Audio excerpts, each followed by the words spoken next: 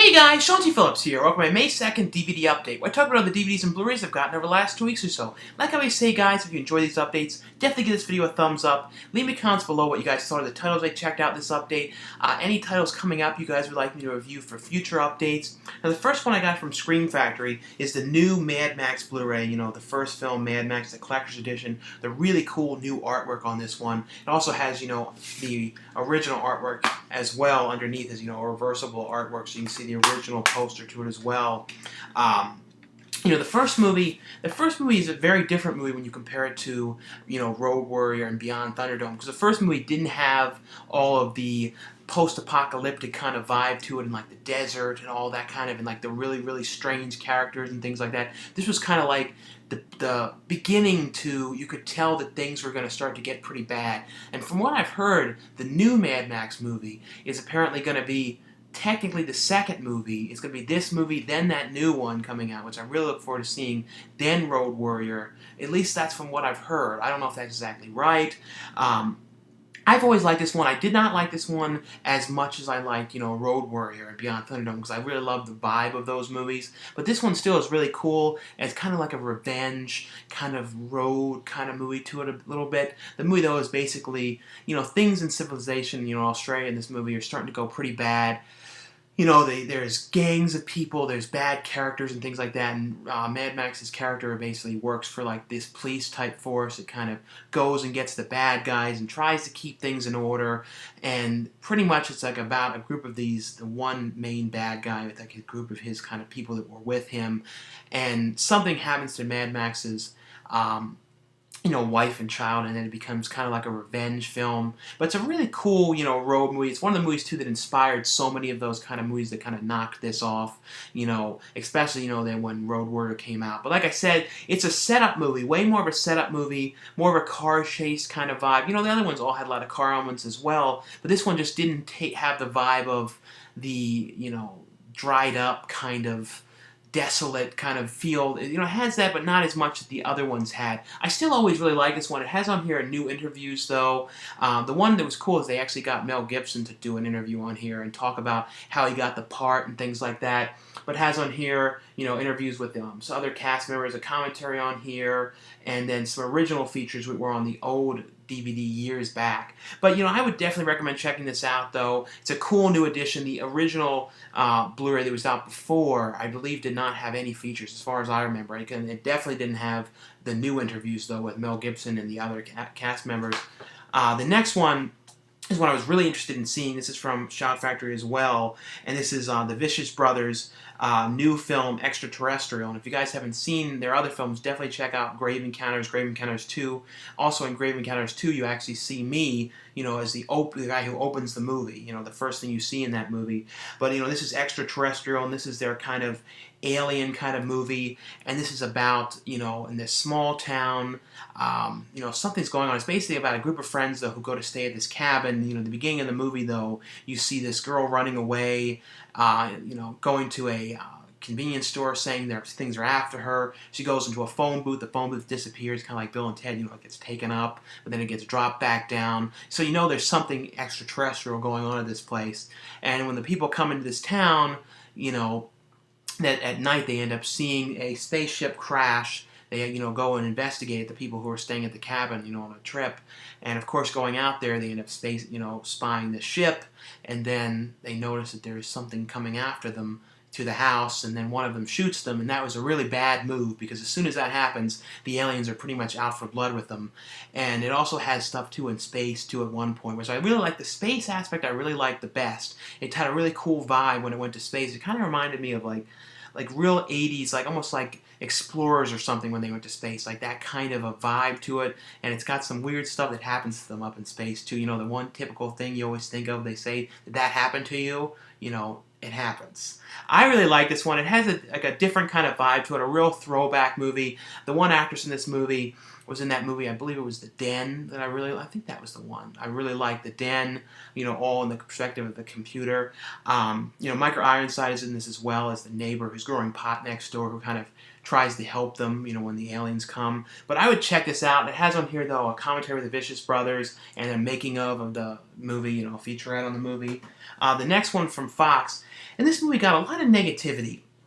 I don't know why it got so much negativity, because I really liked it. I really, when I saw this in theaters as well, and I really liked this movie. I liked this more than I liked As Above, So Below. As Above, So Below was good, but there was things about it I didn't like. I didn't like parts of the end, because it just was like, But this one I really liked, and this one is The Pyramid. And, the producer of this, is the guy who directed The Hills Have Eyes remake, on High Tension.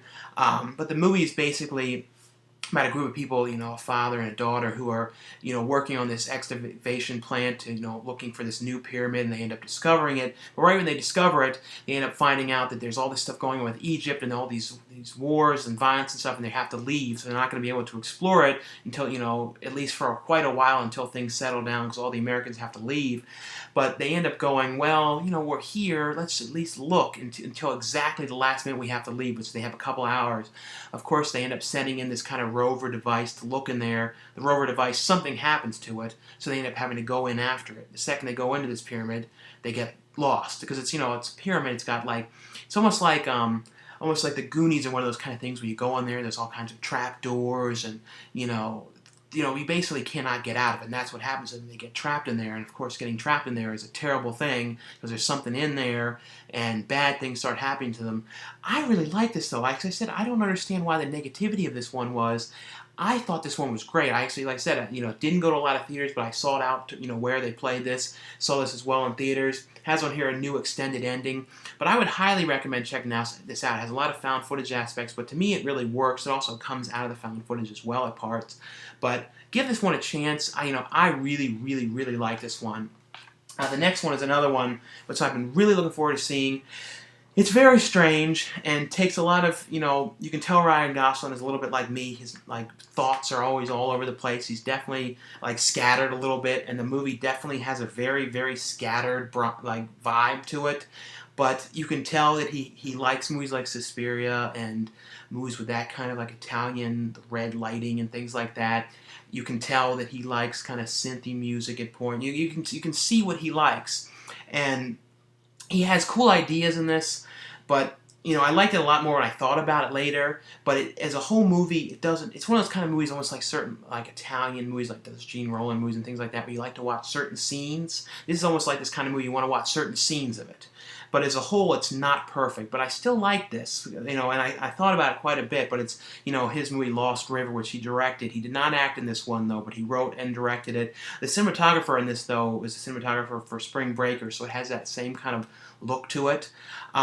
They did do a weird thing in this, though, because it was shot on film, but quite a few times it was out of focus. And I know it was a technique they were doing, but it was going out of focus quite a bit. And certain shots were totally out of focus, and it's starting to bug me a little bit. Just I don't know why. I know I was reading they shot 200 hours of footage for this movie, so you could kind of tell that they were kind of just some stuff I bet they thought might have been outtakes and they weren't going to use it, but then they used it because it kind of looked cool to it. But it's basically in this crumbling society and shot in Detroit, and it's an area where things are very depressed, and it's this guy who's there with his mother and his younger brother, and the mother has to get this job at this weird kind of torture bondage club to try and keep her house. He goes around in the sun trying to dig out copper in houses and sell them. And there's also this kind of bad bully guy who's driving around this car, and he's sitting on the back of it, kind of like in Waterworld. Dennis Hopper's character on the top thing, or the grandma on the Beverly Hillbillies sitting up there saying, "Don't take the copper, it's mine." And his base camp where he lives is in this old abandoned zoo, which was amazing, cool setting to it. That's essentially what it is, though. It's just this weird visual, shots of houses being set on fire, and just kind of surviving in this desolate world. It doesn't have any features on this, which is very strange. I would have really thought they would have had something about the making of or something on this. But I don't know. I liked it, but it's not going to be for everybody. But it definitely has that lighting scheme of Suspiria and that kind of vibe to it. The next one, and this is one that I had never seen before. I don't know how I never saw it before. I don't know why I never saw it before, or for some reason I didn't want to see it, and then I watched it and I was like, I like this movie. I don't know why I was like against seeing this movie, and it's just the new edition. I think it's the 25th anniversary edition. Pretty certain that's what it is, of Goodfellas. With Robert De Niro, Ray Liotta. I never know how to say his name. Liotta, and Joe Pesci. And it's Goodfellas. It has in here a booklet, about the movie. It's a note from the Martin Scorsese, and then a booklet in here with pictures and things like that about the movie and things like that. And it's a brand new transfer on here as well, because there's been a number of different editions of this as well. Like I said, though, I have never seen this movie before, but it's pretty much about Ray Liotta's character, who it's based on a true story about his character, who starts out very young and kind of moves his way through the mob and kind of becomes one of the higher up people in the group. It kind of shows his life and kind of about the people that are around him, and Joe Pesci's his friend, and kind of always getting himself into trouble, and Robert De Niro is like kind of the guy he looks up to, but it's about kind of things that get worse and worse for him, and it's kind of it's very, very hard to explain, but it's just pretty much about his life in the mob, but it's one of those movies that just has some amazing sequences in it. Like there's one sequence when it's him going into this club, and it's all done in one long shot of him walking in the door, through the kitchen, and then he sits down, and it goes for I think like 5 minutes before it cuts, which was amazing done. I've seen other movies where they've done things like that, kind of copied it, and the camera shakes, or they just kind of, things don't always work perfectly. In this, it works amazing. But it has on here too a new documentary on the movie that's brand new, with interviews and things like that. But like I said, a new transfer as well. The next one from Universal, and I saw this in theaters as well. Really like this one. I don't know if by the cover people are going to be like, oh, I don't know if you're going to know it's as cool as it is. Because the cover's fine. I don't know if it's going to make people know it's as cool of a movie as it really was. Because I really like this one. This is, Jude Law in Black Sea. And this is Jude Law, who works in a company that kind of salvages kind of wrecks and shipwrecks and things like that. Goes and finds old ships and kind of digs in them and tries to find treasure and things like that. But he's kind of for a company. But he ends up getting fired from the company, so he ends up, forming his own group and going down. And he finds the coordinates for this old lost ship, this lost submarine, where they believe was all this gold in it. And he ends up, getting together a whole team to go down there, and it's a bunch of other people that don't speak English that he gets, and they're going down there, and they're kind of getting in these fights with each other and not getting along, and then really bad stuff starts happening to them, and that they're down there, and they're really pretty certain that this treasure is down there. You don't know for certain, but they're pretty sure about it. But when the other men on the ship figure out exactly how much money is potentially down there, they start attacking each other and getting violent. And it was just a really cool movie though, about salvaging ships, and great underwater sequences in this. Like I said, this is a movie I feel like hardly anyone saw, hardly anyone knows about, but really give this one a shot. It has on here a featurette on the movie and a commentary with the director, but highly recommend this one. Really cool. I always love movies in subs and underwater, like Abyss and all those kind of movies, Deep Star 6. This is not really a horror movie, more of a thriller, but kind of has that vibe to it and really is suspenseful and plays well. And the next one from Paramount is Selma, which is a story of pretty much, Dr. Martin Luther King, but it's not like his whole life. It's not like from, childhood to adult, like some documentaries like that. It's mainly about the march from, Selma to Montgomery for the Civil Rights Movement. Really well-made pick, though, about this, and I thought the casting on Martin Luther King was really good, because, certain things like this, if you don't get the casting right, because you've seen so many pictures and videos of him, you have to get it perfect, and I thought they did a really good job, and the actor did a really good job playing him. The producer of this, too, was the producer of 12 Years a Slave. I thought this was a really well-done, film about Martin Luther King. The movie on here has, a bunch of, behind-the-scenes featurettes on the movie, The Road to Selma, music videos, and then a director with a commentary with the director on here. Another thing I thought was pretty cool about this movie is they're going to be giving copies of this, or at least from what I heard, to all the schools, as a teaching thing, which I think is a pretty good way to, to teach people about Dr. Martin Luther King, especially during the march. Because, to me, that's how I always learned better in school, was, watching things. Not sometimes when you hear it, when you actually see it and things like that, it to me is a way more effective thing. The next one from Paramount as well is Love, Rosie, which stars, Lily Collins. This is like a romantic comedy, drama kind of film, and kind of about people making like the wrong choices and kind of like regretting it their whole lives and for years. Because I know the original story took place over 50 years from what I remember was reading. But the story is all about these two friends who always kind of thought, kind of perfect for each other for dating, but things always didn't work out. Like at one point they were going to go to school together, but then Lily Collins' character gets pregnant, and since her family's Catholic, she doesn't want to get an abortion, so then she can't come to America with a friend. But at the same time, you can tell they kind of like each other, and then they kind of drift apart. And then Lily Collins didn't tell the friend about she was pregnant.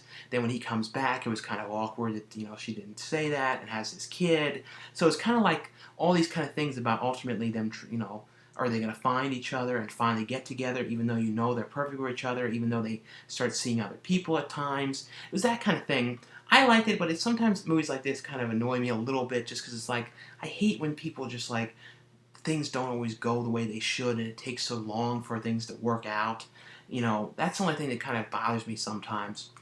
But always a fan of Lily Collins, though. I like this one, but didn't absolutely love it. The next one, this is one of my favorite ones in this whole update, and I just finished watching this a little while ago, and definitely can't wait to see the other titles. This is from Olive Films, but from their new line they're releasing, Slasher Video, which they just started, distributing stuff from them. But I think Slasher Video's been around for a little while, but like this is the first Blu-ray, I believe, of theirs. This is called Satan's Blade, and it's a really like seldom known movie. I think from like 1984, a slasher movie. And I just was going to say to everybody, just buy this. I mean, I love this movie. This is basically about this group of these girls, and then that go, and a group of this two couples that go to stay in this ski lodge. And when they stay there, there's like this curse of this guy who's like in the mountains or something, who kills people and things like that with this blade. But basically, they get there. And you already saw in the beginning this guy was killing people, and this is pretty much a slasher movie though of these people there, and I just absolutely loved it. There was these really great sequences in this movie when the one girl was having this dream about what she thought the killer looked like, and the killer with like amazing, cool, weird mask, and the music in this really cool synth, like the kind of synth that I love, and it's a 2K transfer in this, so it looks amazing. Like, you would never think this movie would ever look like this. Like, this is one of those movies that you saw this years ago, you would think that it was shot on VHS, because you would never have seen these details. Because, like, I saw, they have examples of, like, what the VHSs look like. They looked like crap. And, like, were real dark. You couldn't see anything. That's when people go on and on about VHS and stuff. When you can see the detail of what you can get and what... I can't watch it like that anymore. Especially seeing how good these movies can look. It's amazing, and it looks so good. Has on here a bunch of interviews with the director on here, but highly recommend this movie, like beyond belief, if you like slasher movies and like weird slasher movies you have not seen, with amazing music and crazy weird deaths and stuff like that, and scenes when you see the boom a million times, which I loved because it was like wasn't cropped in. Definitely watch this, please. I loved it. The next one is from Lionsgate. It's a Johnny Depp, Gwyneth Paltrow, Ewan McGregor movie, Mordecai. And, they actually, I believe there's because when I first saw the trailer for this, I was like thinking it was going to be PG, because it sort of seemed real kiddish looking. But then I found it was rated R. I'm like, this is rated R? And I actually think the digital version of this, there's like a digital version release of this that's going to be like PG or PG-13, I believe. This one, is the R-rated cut, though. But it's pretty much Johnny Depp playing, because lately he likes to play really kind of odd, peculiar characters. It's kind of like him playing like Inspector Clouseau, the Pink Panther, kind of like almost like his take on that. A little bit, that kind of silly kind of vibe to it. He kind of played a really weird character too in Tusk, like the weirdest one when he smushes those little mini cheeseburgers. But this, though, is basically, he is a kind of an art dealer who has all this fancy taste and things like that.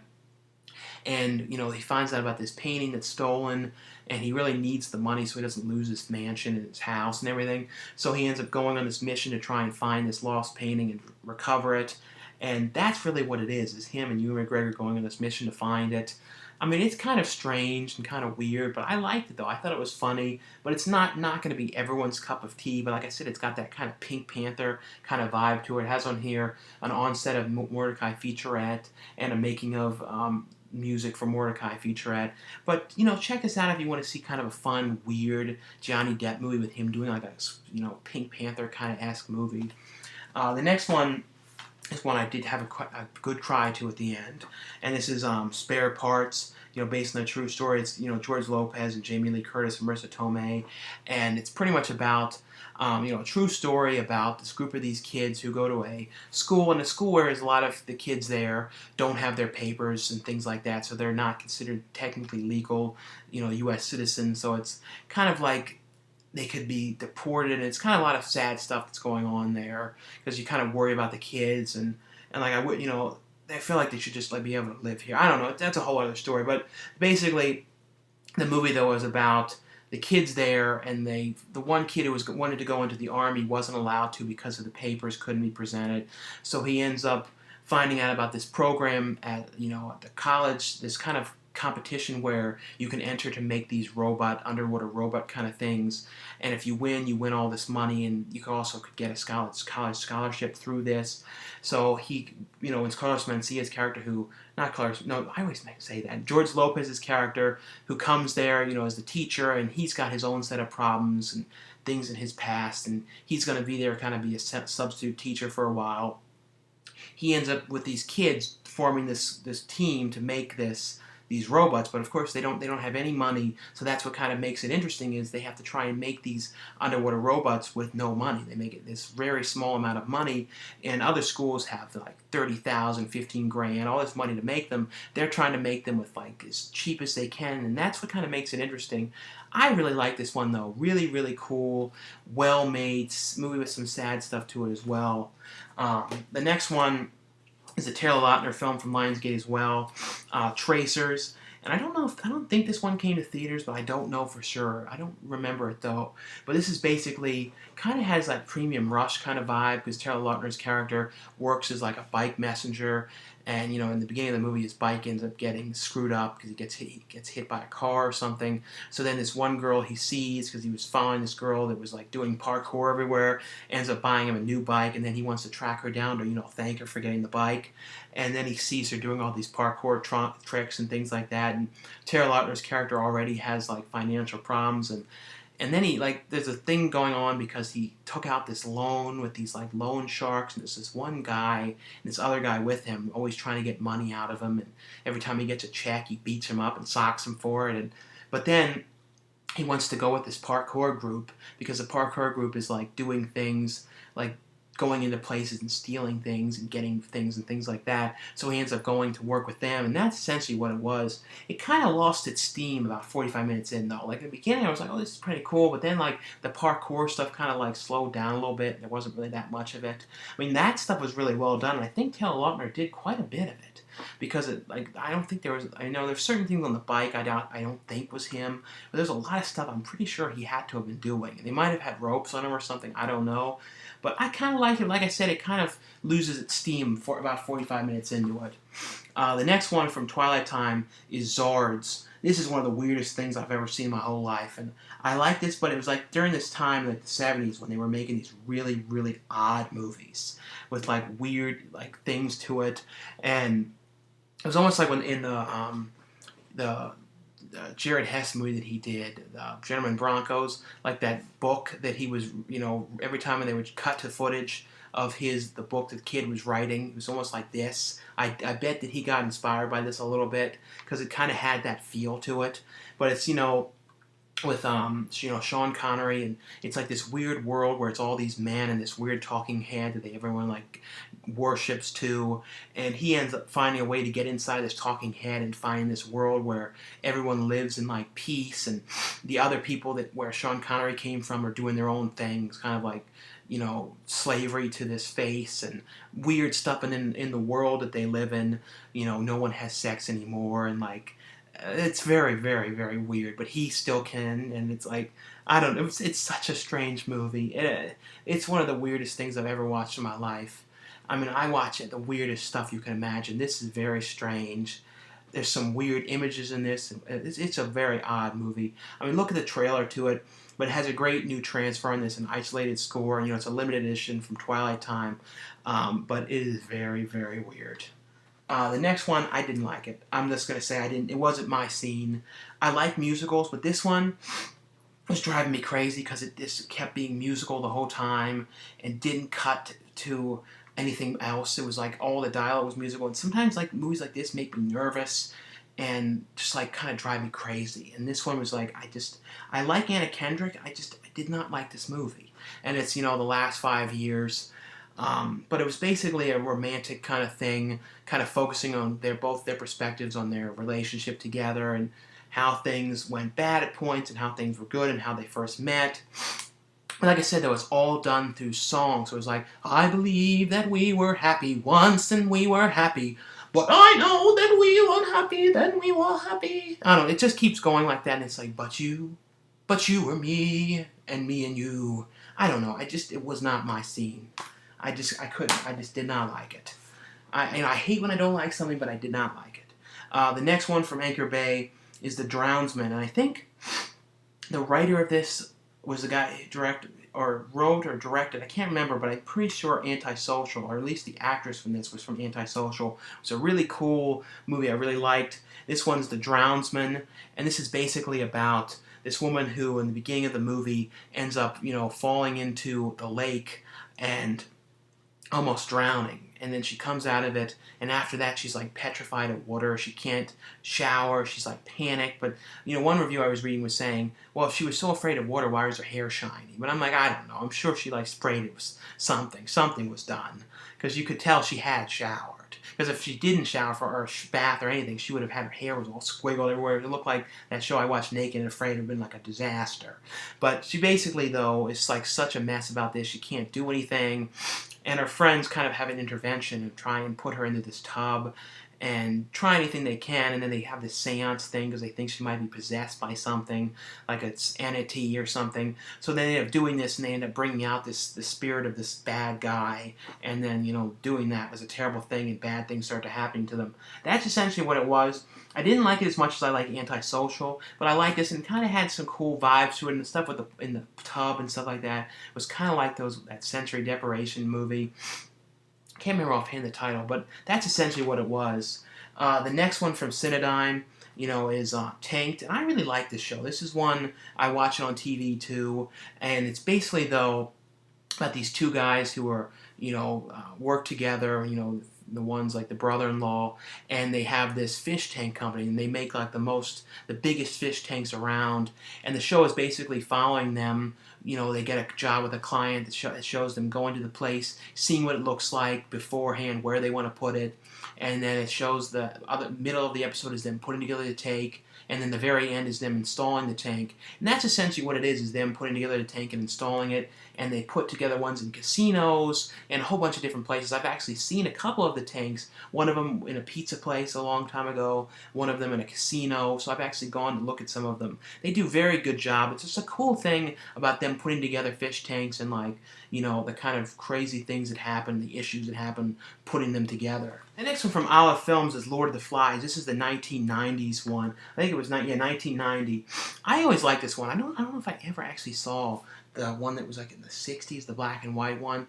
I don't know, there might have been another one, I'm not totally sure, but the movie's basically, though, about a group of these, you know, kids that are like in kind of like a private school. The plane ends up crashing, and it's all the kids that survive, and they basically get stranded on this island, and, you know, the adult that's with them dies because he gets so sick, and the kids kind of run wild on this island and kind of form groups and get very violent and kind of, you know, they spoof this on The Simpsons. I always think of that. But that's essentially what it is them, what happens to these kids who are there, and how short it takes, just how soon before they snap and all kind of certain ones of them start to become violent and crazy, and that's essentially what it is kids turning on each other.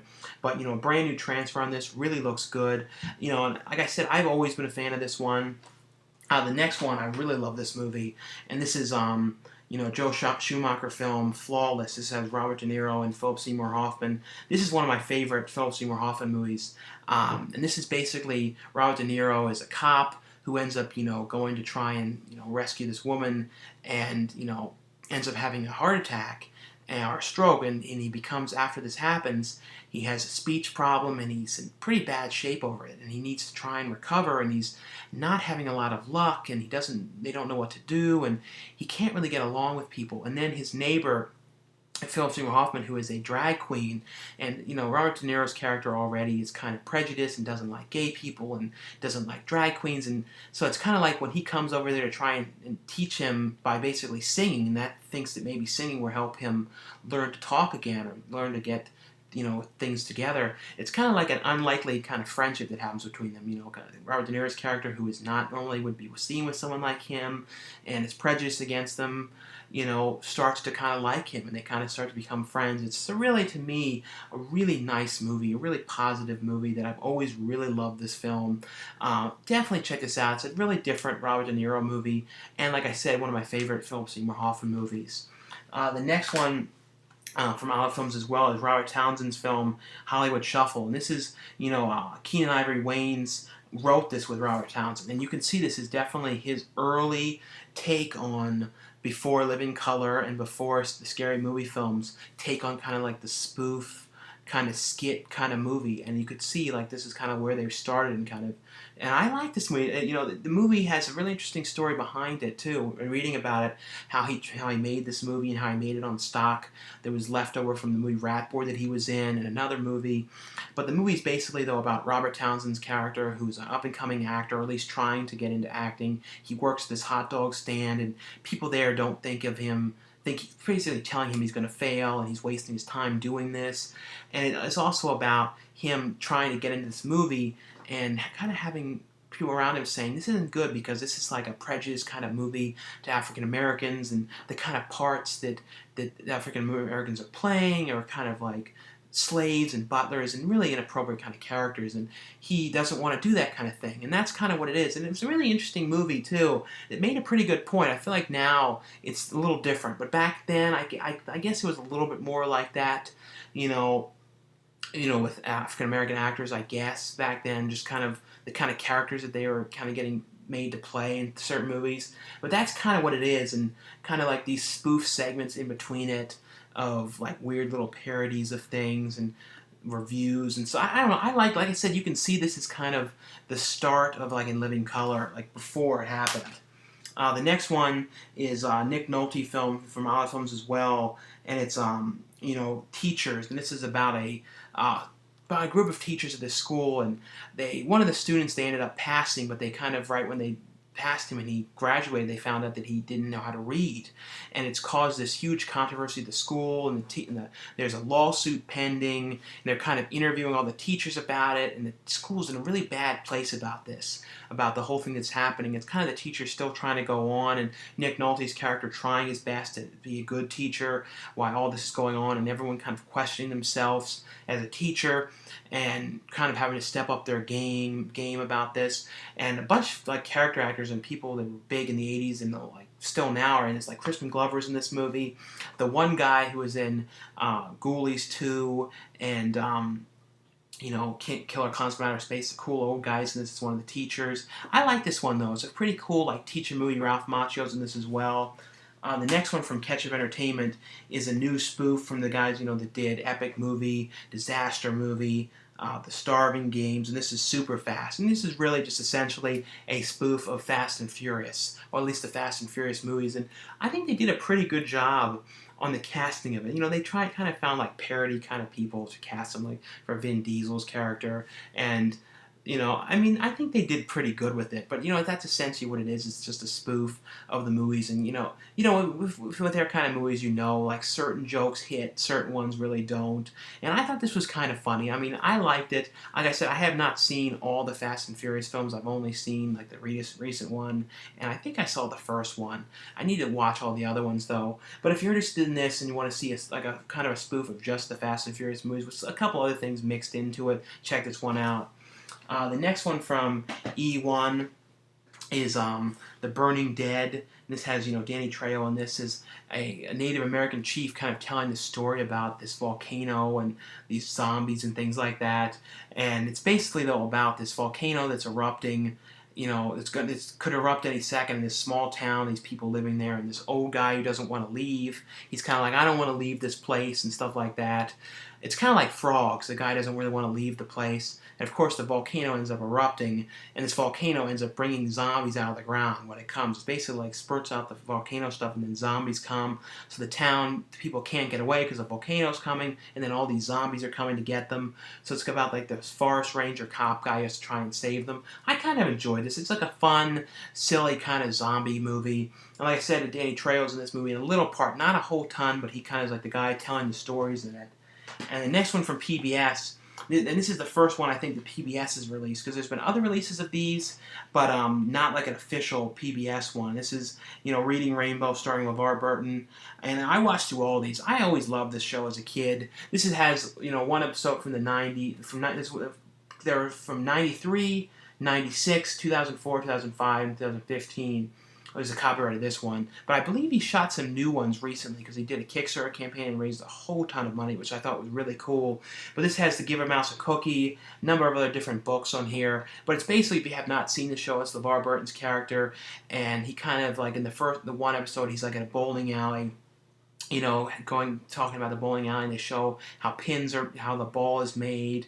Well, I remember seeing that as a kid too. I always remember right before school seeing this on TV.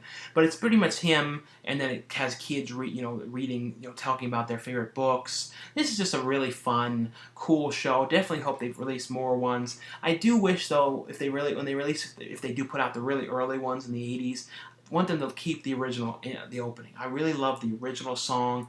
I don't like the slowed down one as much. I like the other one was really inspiring with that animation. Please, don't change it if you put the original ones out. I know that's more keep it with the same look, but I just really love that one. I mean, to me, I remember seeing it as a child, and to me, it's like such a cool thing to see it like when you see the original music, not the slowed one.